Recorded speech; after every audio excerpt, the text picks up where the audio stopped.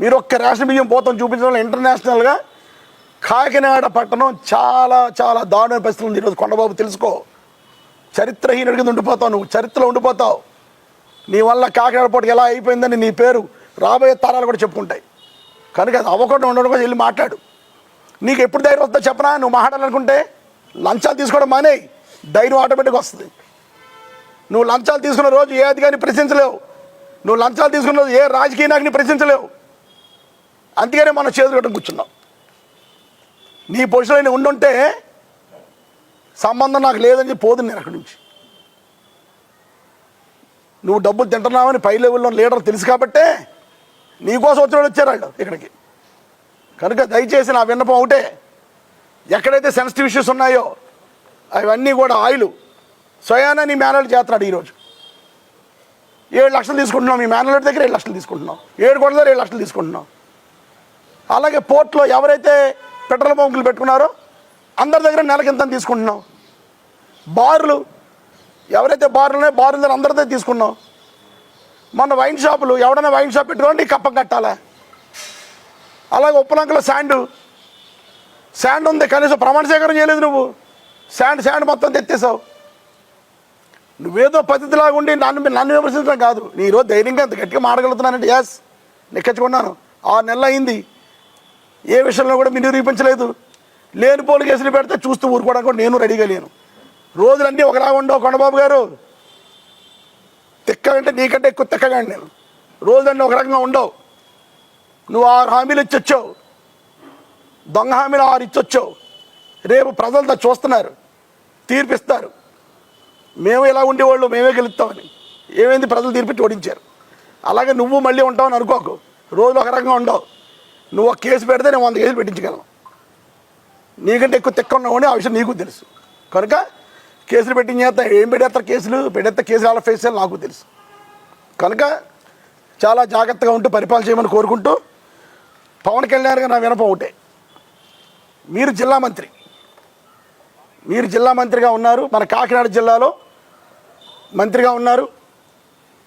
కాకినాడ పోర్టుకి సంబంధించి దయచేసి ఎక్కువ కాన్సన్ట్రేషన్ చేసి పోర్టుకి చెడ్డ పేరు తీసుకురావద్దని మనస్ఫూర్తి కోరుకుంటున్నాను. మొట్టమొదటిగా ఇక్కడ కొండబాబుని అవినీతి ఆపండి సార్. ఆపి కాకినాడ జిల్లా నుంచి మీరు ఎమ్మెల్యేగా నగ్గారు, ఉప ముఖ్యమంత్రి అయ్యారు, మంత్రి అయ్యారు. మన కాకినాడ పోర్టు, కాకినాడ జిల్లాలో ఉండే కాకినాడ పోర్టు బాగుండాలని, బాగుండేలా మీరు ప్రయత్నం చేయాలని, ఎక్స్పోర్టర్లు ఎవరు కూడా ఇక్కడి నుంచి వెళ్ళిపోకుండా కాకినాడ నుంచి వెళ్ళాలని, కాకినాడ నుంచి ఎక్స్పోర్ట్ అవ్వాలని. దీనివల్ల చాలామంది కార్మికులు ఇప్పుడు ఇబ్బంది పడుతున్నారు, చాలామంది ఇబ్బంది పడుతున్నారు. దీనివల్ల చాలామంది కార్మికుల జీవితాలు మీరు బాగు చేయాలని పవన్ కళ్యాణ్ నేను విన్నవించుకుంటూ, కొండబాబు యొక్క అవినీతి ఈరోజు జిల్లా మంత్రి కాబట్టి మీకు చెప్పాల్సి వస్తుంది. మీకు ఇన్ఛార్జ్ మంత్రి నారాయణ గారికి నా విన్నపం ఒకటే, కాకినాడలో ఎప్పుడు లేదు నెంబర్లాట. ఈరోజు నెంబర్లాట 2 చోట్ల జరుగుతుంది. మొన్న ఎవరో టీవీ కూడా ఇంటర్వ్యూ ఇచ్చుంటారు అక్కడ ఆడవాళ్ళందరూ కూడా, ఏదో 4 ఫోటోలతో సహా చూపిస్తారు. అవి నెంబర్లాట దారుణం. గంటకి నెంబర్లు వస్తాయంట, ఎప్పుడు లేదు. వాళ్ళు నెలకి 50 లక్షలు, ఒకడు 50 లక్షలు ఇస్తున్నాడు అంటే ఇద్దరు కదా ₹1,00,000. ₹1,00,000 ఎందుకే బాబు నీకు ఈ జీవితం? ఎందుకు ఈ జీవితం నీకు? దయచేసి పవన్ కళ్యాణ్ గారు కాకినాడలో ఉన్న ఈ సింగిల్ నెంబర్ లాటరీది అరికట్టాలి. కొండబాబు గారు ప్రతి నెల బారుల దగ్గర తీసుకుంటున్నాడు డబ్బులు, అవి అరికట్టాలి. రేషన్ డీలర్స్ దగ్గర ప్రతి నెల 5 లక్షలు తీసుకుంటాడు, అది అరికట్టాలి. అదేవిధంగా పోర్ట్లో ఉన్న పెట్రోల్ బంకుల దగ్గర 50 నిమిషాలు తెచ్చుకొని అమ్ముకోవడానికి పర్మిషన్ ఇస్తూ నెల డబ్బులు తీసుకున్నాడు, అది అరికట్టాలి. ఇవన్నీ కూడా దయచేసి అవినీతి లేని పరిపాలన అందించాలి, ప్రజలకు ఇబ్బంది లేకుండా చేయాలని ఇన్ఛార్జ్ మంత్రి నారాయణ గారికి, మన జిల్లా మంత్రి గారు పవన్ కళ్యాణ్ గారికి విన్నవించుకుంటున్నాను. నా విన్నపం ఏంటంటే, లేనిపోయిన ఆరోపణలు చేసేసి ఇష్టం వచ్చినట్టు మాట్లాడేసి నువ్వేమో బట్ట కాల్చి మా ముఖం మీద వేసేయి, మేము తుడుచుకోవడానికి నేను ప్రెస్ మీట్ పెట్టవలసి వస్తుంది. 6 నెలలు అయింది ప్రెస్ మీట్ పెట్టాను, రాబోయే రోజుల్లో ఇంకా ప్రెస్ మీట్లు పెడతాను. ప్రజల్లోకి వెళ్తాం. ఈరోజు ప్రజలకు చిత్తశుద్ధికి వెళ్ళగలం. మేము ఏదైతే హామీలు ఇచ్చో అన్ని ప్రజలు చేసాం కాబట్టి ప్రజలకు వెళ్ళగలుగుతున్నాం. జగన్ గారు అందుకే రాగలుగుతున్నాడు. గతంలో 2019లో ఓడిపోయిన తర్వాత చంద్రబాబు నాయుడు గారు 2 సంవత్సరాలు హైదరాబాద్ రాలేదు. జగన్ గారు వీకెండ్స్ శనివారం ఆదివారం బెంగళూరు వెళ్తుంటే 19వ సారి వెళ్ళాడు, 20 సారి వెళ్ళాడు అంట. మిగతా అన్ని ఇక్కడ ఉన్నారు కదా. చంద్రబాబు నాయుడు ఫస్ట్ 2 సంవత్సరాలు లేడయ్యా బాబు ఇక్కడ. అది ఎవరికి గుర్తుండదేమో ఇప్పుడు మీకు. కనుక ప్రజల కోసం ఉన్నాం, ప్రజల్లోకి జగన్ గారు వస్తున్నారు ఈరోజు. నీ అవినీతి నేను చేసే నేనేదో నా గురించి చెప్తానంటున్నావు, నీ గురించి పవన్ కళ్యాణ్ గారు చెప్తాను, లెటర్ కూడా రాస్తాను పవన్ కళ్యాణ్ గారికి. ఇప్పుడు మళ్ళీ ఇంకోటి ఉంది, చంద్రశేఖర్ రెడ్డి ఎప్పుడైతే నేను విమర్శించాడో పవన్ కళ్యాణ్ మళ్ళీ పక్కన పెట్టుకుంటారు నిన్ను. ఎందుకంటే అక్కడ నిన్ను విమర్శించడం ఆయనకి నచ్చదు. కనుక రేపు మళ్ళీ ఎంత అవినీతి పడువైనా నేను పక్కన కూర్చోబెట్టుకుంటారు. కానీ పక్కన కూర్చోబెట్టి కూడా నీకు సిగ్గుంటాలి. పవన్ కళ్యాణ్ గారు నేను కూర్చోబెట్టుకుంటాను లేదు, అది ఆయన చూసుకుంటాడు. కనుక జగన్ గారు ఈరోజు ప్రజల్లోకి వస్తాడంటే చిత్తశుద్ధితో ఉన్నాం, పనిచేసాం, పథకాలన్నీ ఇచ్చాం, మాట ప్రకారం నిలబడ్డాం, అందుకని ప్రజల్లోకి వస్తున్నారు. నేను కూడా త్వరలోనే తిరుగుతాను. అమ్మ అందినయా, నీకు 15,000, నీకు 10,000, నీకు 20,000, నీకు అందినయా, అమ్మోడు అందిందా? అలాగే కొండబాబు గారికి ఇంకొక విన్నపం, 6 నెలలైంది మీరు వచ్చి, ఏది మన జాతి కోసం రావాల్సిన మత్స్యకార భరోసా ఏది? ఏం చేసావు నువ్వు? అడిగావా చంద్రబాబు నాయుడు గారిని వెళ్ళి? స్టేట్ మొత్తానికి మత్స్యకార భరోసా ఎక్కువ వచ్చే నియోజకవర్గం కాకినాడ, తర్వాత ముమ్మడివరం. ఏంటి మన కాకినాడ మత్స్యకారుల కోసం ఏం చేసావు? మత్స్యకార భరోసా 20,000 రూపాయలంతా ఇప్పిస్తానన్నారు కదా మేనిఫెస్టోలో, ఏది ఆ డబ్బు? ఓఎన్జీసీ ఏది?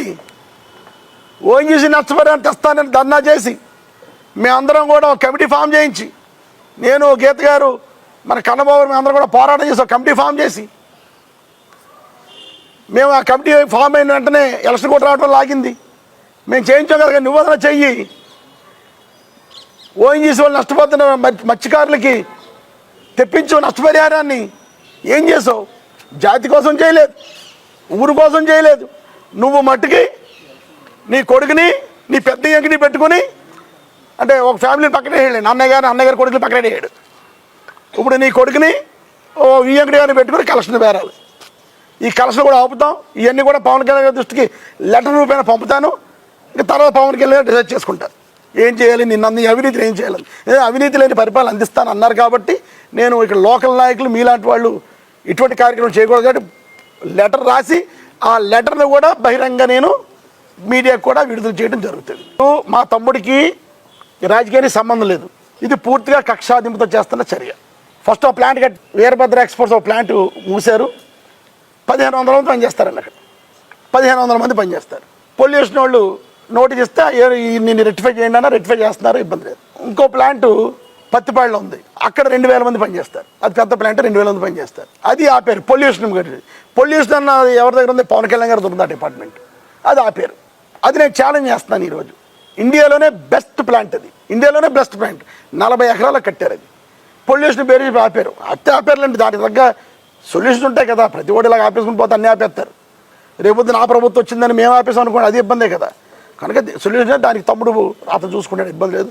కానీ మా తమ్ముడికి రాజకీయానికి సంబంధం లేదు, అతను డిఫరెంట్. ఏ రోజు నా రాజకీయాల్లో మీరు అందరూ ఉన్నారు కదా, ఎలక్షన్ టైంలో తమ్ముడుగా నా పనిచేస్తాడు. తర్వాత ఎప్పుడన్నా రాజకీయాల్లో దూరాడా? డే టు డే యాక్టివిటీలు ఉన్నాడా? మా తమ్ముడు పూర్తిగా వ్యాపారస్తులు, అతను వ్యాపారాలు చేసుకుంటాడు. ఈరోజు అతను వ్యాపారంలో పని దెబ్బతిని ట్రై చేస్తున్నారు, ఏం పర్లేదు.